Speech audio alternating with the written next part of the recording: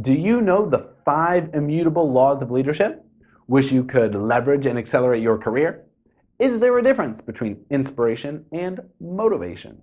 In today's interview with executive career coach Clarence Caldwell, we discuss all of this and much, much more. If you've ever wanted to hear a true rags to riches story and realize that anyone can be successful once they put their mind to it and truly apply themselves, then you are going to love today's interview. We chatted about the importance of networking, the skills needed to advance your life both professionally and socially, and why that is so important today. So make sure to sit back and relax as you enjoy this engaging conversation with Mr. Clarence Caldwell. Hello, everyone. I am extremely excited to welcome Mr. Clarence Caldwell to the show today. Now, after waking up homeless in the backseat of a car, Clarence learned what it takes to be successful in life, and he has applied these principles to his own business and his own career, rising from poverty to become a senior executive within Fortune 100, not 500, but 100 companies.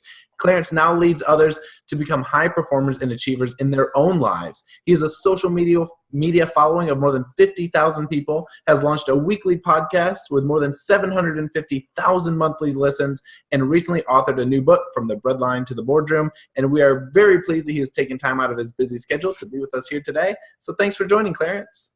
Hey, thank you, Brandon. It's good to be with you. Now, for everyone, that was a bit of a mouthful, but in your own words, if you don't mind telling everyone a little bit about who you are and what you do.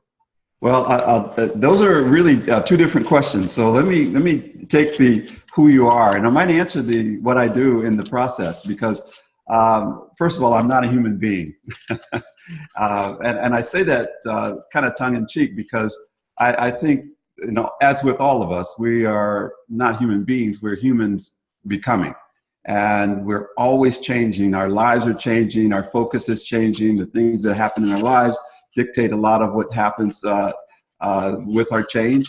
And so as you were just reading, part of my bio, waking up homeless in the backseat of a car, I was a homeless man. If you asked me then who I was a homeless man. If you asked me before that in school, I was an athlete. If you asked me after I was homeless, I would say I was a senior executive. And if you ask me now, now I coach other executives. But there are a lot of things I was in between as well. So hopefully I answered both of your questions, who I am and what I do.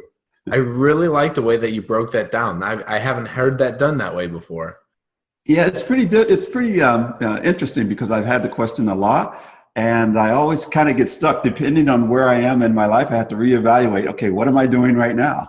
Am I helping incarcerated kids in the juvenile hall, because I did that for a period of time, but that's who I am? No, that's not who I am. So who I become always seems to shift. And I imagine that's true for everyone. So on your current path, how long have you been working with leadership and senior executives? Well, if you count all the executives I've worked with and coached throughout my career, I'd say over 20 years because a part of being a leader is also being a coach. And coaching executives is kind of interesting because there's a certain mindset that many executives have that you have to understand in order to get them to move forward and forward faster.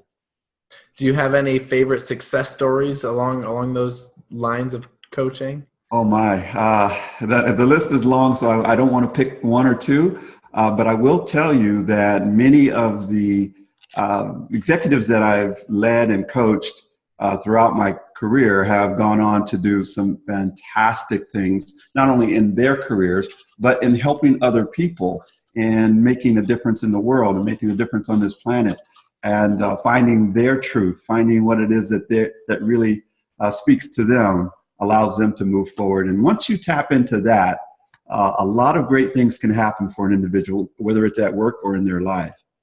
Now, I love one part of your trajectory is that, not only is it the rags to riches story and building yourself up, but when you were at the top, you turned and pivoted to start helping others. So what really prompted or inspired that change to start building up others?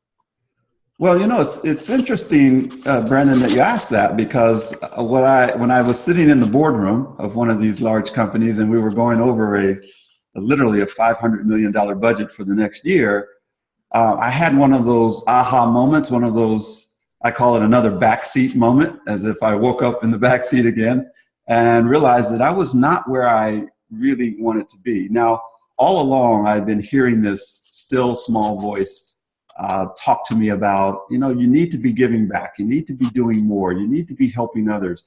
And I've always suppressed it to a degree. Of course, I would help people around me when I could, but it wasn't a focus. It wasn't a mission. And as I sat there dealing with all of this money and all of these goals for the next year for our company, I thought, there's got to be something I could really do to help others, and this doesn't seem to be it. Now, walking away from a fabulous job like that is not an easy thing to do, because they call them golden handcuffs, where you get locked in and you just don't want to give up the gold. But truly, what's priceless is being able to share your values, share your gifts with others, and see them thrive in their lives as well. Now, through your coaching, could you boil it down to maybe the top 2 or 3 most necessary skills that you really coach to that are needed for success? Wow. Well, if we're going to take success in terms of executives and managing businesses and being successful in your career, they're very tactical and strategic skills that you need. Communication is obviously a very big one. If you can't communicate very well, you're not going to get your message across. People are not going to connect with you. Your networking is not going to be there the way it should be.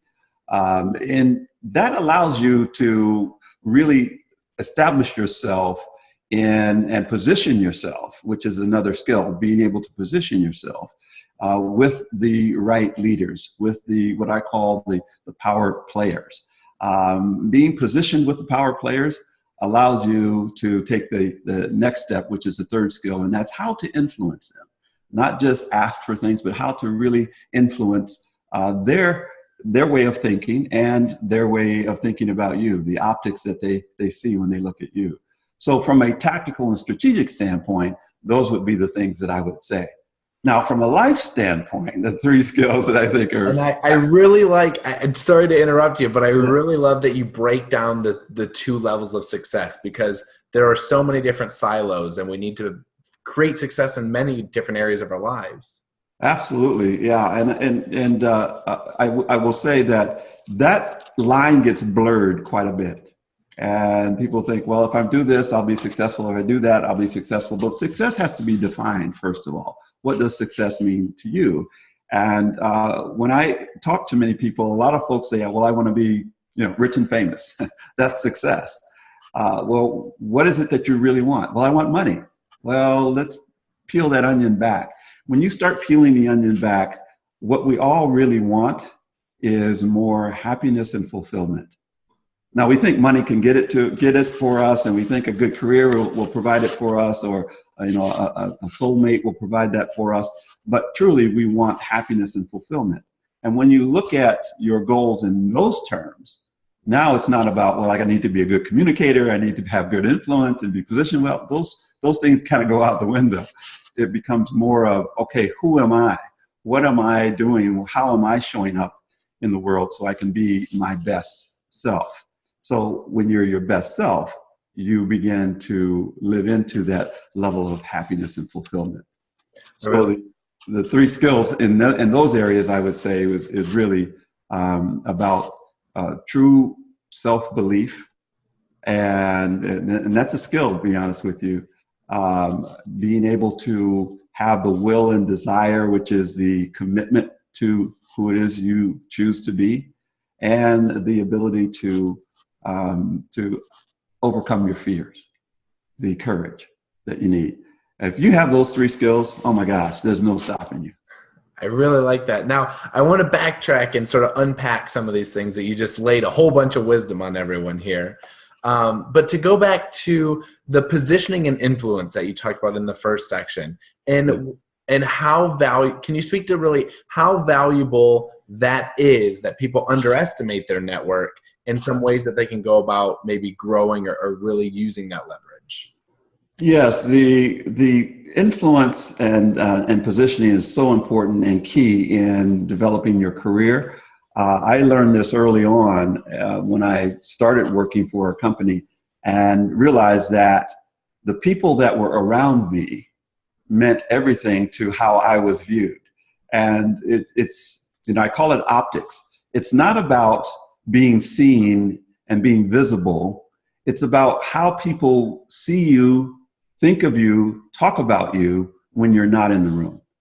And those are the optics. And when you want to create great optics, you've got to influence people so that they see you in a certain way. You've got to network with the right people so that you're connected to a place where people see you differently. And once you understand that, it's not a manipulation. It's purely about being connected correctly so that you can elevate not only your stature, but your game. You end up doing better as a result. You perform better. I often say that if you walk into a room and you're the smartest person in the room, you're in the wrong room. You want to surround yourself with people who can really challenge you and elevate you to a different level. So who are you surrounding yourself with would be the key to this positioning and influence issue. And just like you said, surrounding yourselves with the right people and striving to find those mentors and the people that can help pull you up the ladder and pull you up when you need that extra helping hand. Yes, absolutely. Absolutely. And let me just share something with you about mentors and having the right people who can pull you up. It's not a one-way street. You have to help them also. And when you are providing a gift or giving something to someone else, that will be reciprocated. They will help you. You don't go to a mentor and say, please, can you give me a recommendation? Can you refer me? Can you give, and you're in this place of take.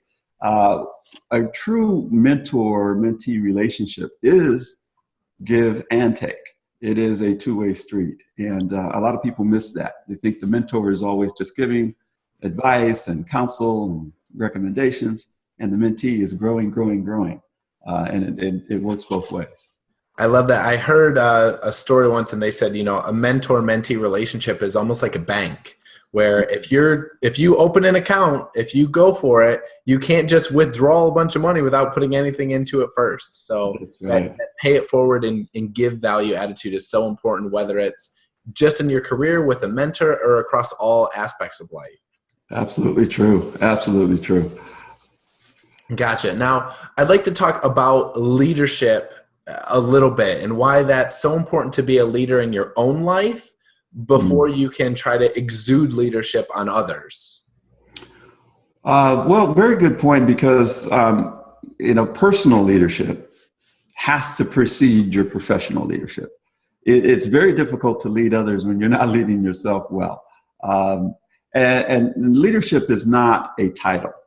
Some people get into a job and they, whether it's the military and you end up with stripes on your arm, or we call them scrambled eggs on the hat with the little eagle wings.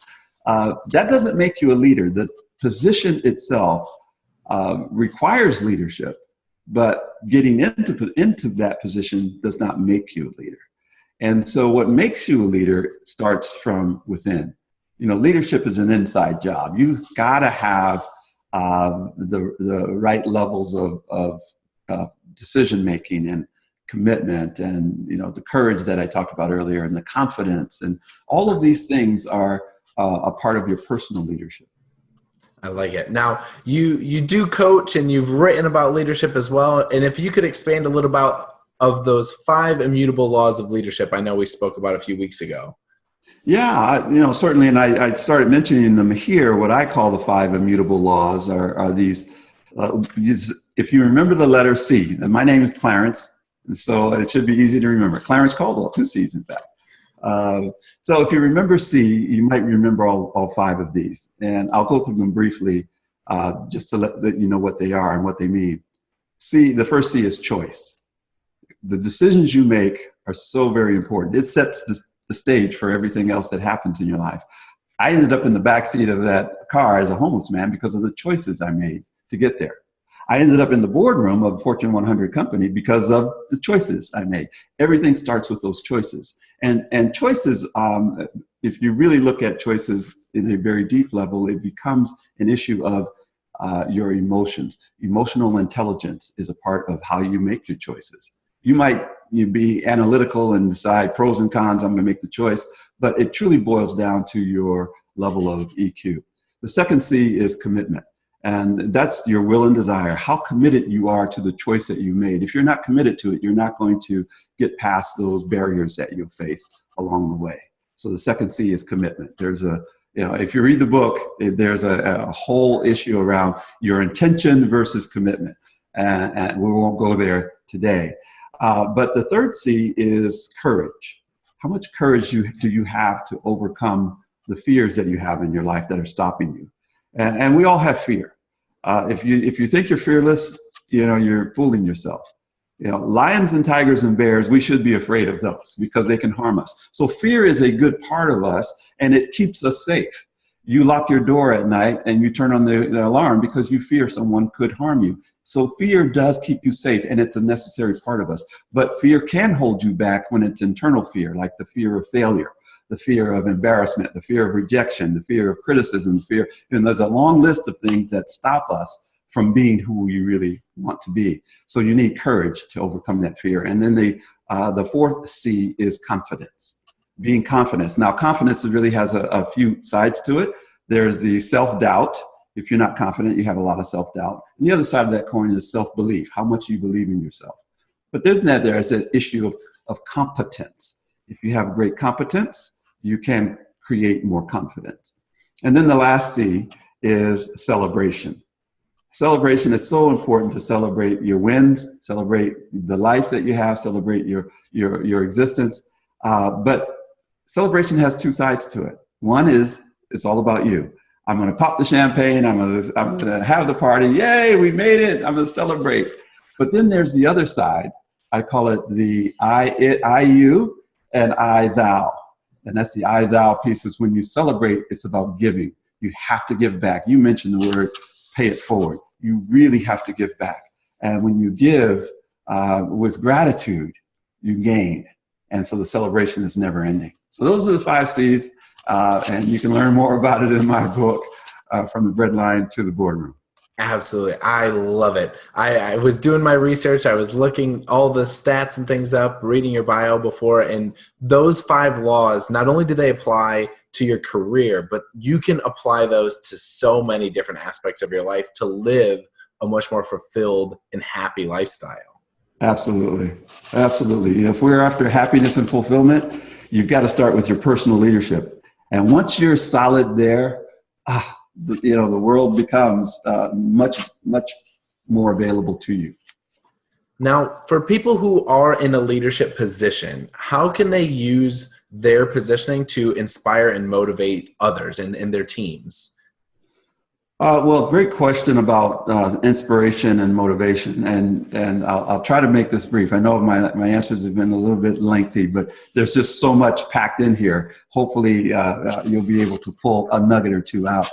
Motivation is different from inspiration, in my way of thinking. Motivation is I have a diagram that I use where this guy is crawling on all fours, and on his back is his boss. And his boss is riding him. And in front of him, he's dangling a carrot. And a carrot is keeping this guy moving forward. But behind him, the boss has this stick with a nail in it. Just to, if he doesn't move, he's going to hit him. That's the carrot and the stick. That's what motivation is. Motivation is the promise of the reward, the carrot, or the threat of losing something, the threat of punishment, the stick. And we're all motivated by either the promise of the reward or the threat of punishment. Advertisers use it all the time. They promise us something, or they say, if you don't get this, that'll happen to you. So we are motivated all the time, and we use it on others. So motivation is external to us, and it is also temporary, because if you take the carrot away or you take the stick away, motivation goes away. So, but we use that in business a lot. Many executives get a bonus at the end of the year if they meet their numbers. That's a carrot. That's motivation, and that works. They're also motivated by, if you don't meet your numbers, you could lose your job. That's the stick, and that's motivation. And so it does work. But there's something much more valuable and much more long lasting than that comes from the inside, and that is inspiration. If you can find a way to spark the inspiration in others, that is, not only isn't it external, but it's also longer lasting, and you'll get so much more out of it. Motivation is driven by goals and accomplishments. We want to get to some place. Inspiration is built on being something, being your best, being excellent, being more than, just being. And when you're being, you're going to blow through those goals and those objectives. Those things mean nothing to you because you're being your very best. And so inspiration is what I always try to tell people. This is what you want. You want to tap into the inspiration of your workforce and get them inspired to do the job, not motivated. I love that you put inspiration above motivation, because for so many people, and what we found, motivation can be very fleeting, like you said, and it's the execution of good habits, and what keeps those going is that underlying inspiration of knowing that you're working towards something that's truly meaningful to you. Absolutely. And if it's meaningful to you, it's a part of you. Gotcha. Now, we've talked about your book briefly. And I know that's only one of the many things that you're doing currently. If you could tell a little bit about what other projects you're working on, or the podcast, and what are some ways that you're really expanding into the world at the moment? Wow. Sometimes you can take on too many things, Brandon. I call them squirrels. They're almost like distractions. You see a shiny object and you just go for it. Squirrel. But these are great squirrels that I chase. and they're all very meaningful. But just as a recommendation to you as well, and to your listeners, try not to chase too many squirrels, because there's a lot out there. There's a lot of them out there, and they're all great squirrels. Some of them can feed you for a lifetime. But the deal for me is I started after I left the business world, I started as kind of a life coach. I wanted to help people live a better life. And so you'll see a lot of that flavor in my executive coaching work. And so when I did that, I started a podcast called True Life Academy. And it was really based on life lessons. That's evolving, and it's becoming more of a leadership podcast. And as you mentioned at the top of the show, I get anywhere from 500 to 750 downloads in a given month for my shows. So people are gravitating towards it. I also do speaking. I do professional speaking. I don't call it public speaking, because anybody can stand on a corner and do public speaking. But I do keynotes at different conferences, and I've got one coming up here in a month in Milwaukee as well, leadership conference. And as I mentioned earlier, I help inner city kids. I have a 501c3 organization. It's called the Roots Foundation, Renewal of Our True Self. It's an acronym, Roots, that helps inner city kids get in touch with who they truly are, so that they can become everything they're meant to become. And so beyond those things, writing the book has taken up a lot of time. Yeah, another squirrel.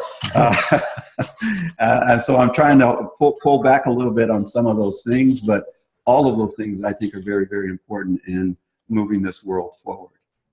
I think that's something, when you find that inspiration and you know that you're meant to impact and inspire so many lives, you want to chase every squirrel that helps get the word out there.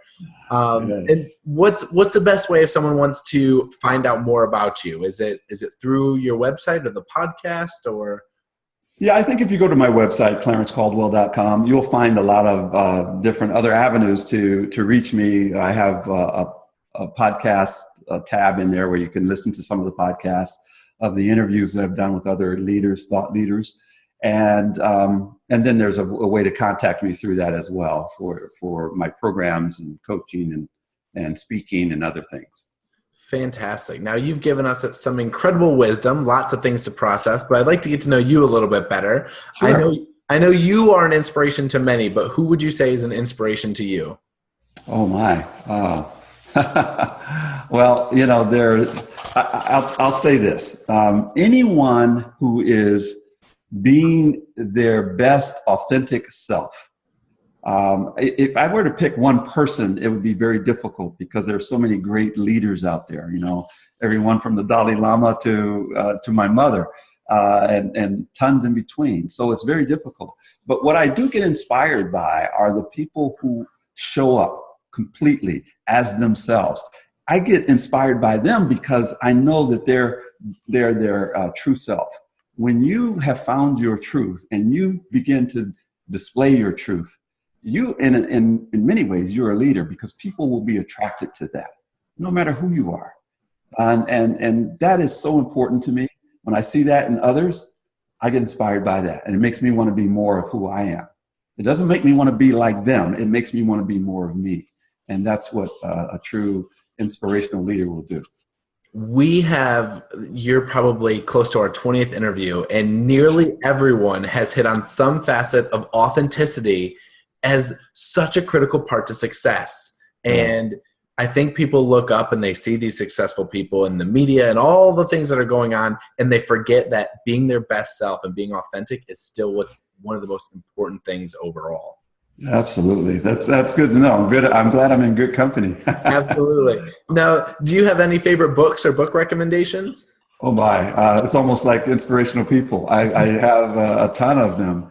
In fact, maybe 2 years ago, I thought about what book would I recommend, and I started writing down books and books and books, and I thought, okay, there's literally hundreds of books, and I try to read, at least 20 books a year, maybe more. And so what I did was I put a list of 20 books together a couple of years ago. And so I won't list all those here. But if you want to see those, if you go to clarencecaldwell.com/leaders read, clarencecaldwell.com/leaders read, you'll see those lists of my top books that helped me in my career and in my life. And I will put that in the description so everyone can go check that one out. Absolutely. Now, this is a fun one. If you could have a conversation with anyone, past, present, future, fact or fiction. Wow. A conversation with anyone. And because they're past, present, living or not living, that means there's no boundaries on this question. No boundaries. Good. I would probably have, first of all, I'm a grandfather. I have 3 little beautiful half black, half Jewish beings that are amazing, amazing beings on this planet. And I love them with all my heart. They are my why. They are why I do the work that I do. I won't go off on that tangent, but I help inner city kids because I want a safe environment for my grandkids. At the bottom line, it's my family and my kids that I love. And so because they're, as young as they are, the conversation that I would have is with them in 30 years. 30 years from now, I would have a conversation with them. That would be amazing to me because I would be able, again, to help guide them even further or find out where they are and provide more of the legacy that I'm hoping to leave for them. That's an incredible answer. A unique one, but definitely one of my favorites. Now, final question here. Is there anything that you wish I had asked or wish that we had sort of dug up in our conversation today?